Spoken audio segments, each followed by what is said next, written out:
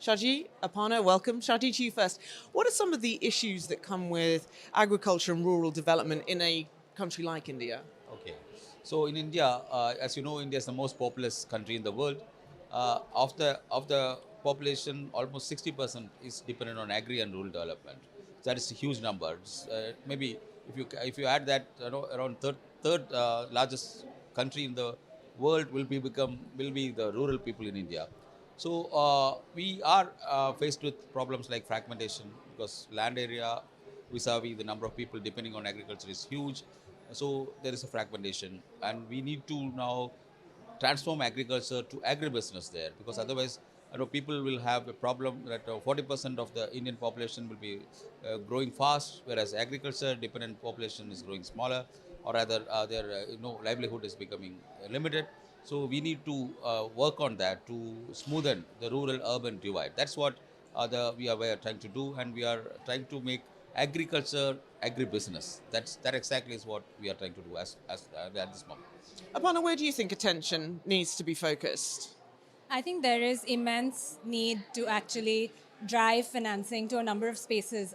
If you think about just the need, for example, for cold chain infrastructure to manage food loss and waste, upstream solutions for irrigation, micro irrigation, better water management, land use change, nature-based solutions around forest restoration, densification, and this is really across the spectrum of bankability that we're seeing today. So very big agenda to be able to drive improvements in productivity, support livelihoods, food security, and climate resilience. How do you make sure the financing gets to where it needs to go, and how do you make sure that we have sufficient financing?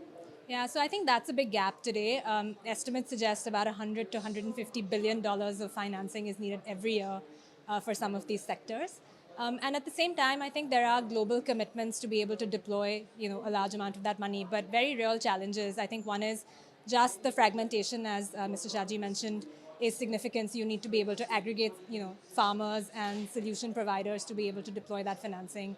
I think equally, just models like there's a lot of, capex deployment, but actually small farmers need more opex. So I think innovative structures, more blended finance, I think that's the need of the hour. To add to that, we are also working with rural financial institutions to reach this finance to the doorsteps of the farmer.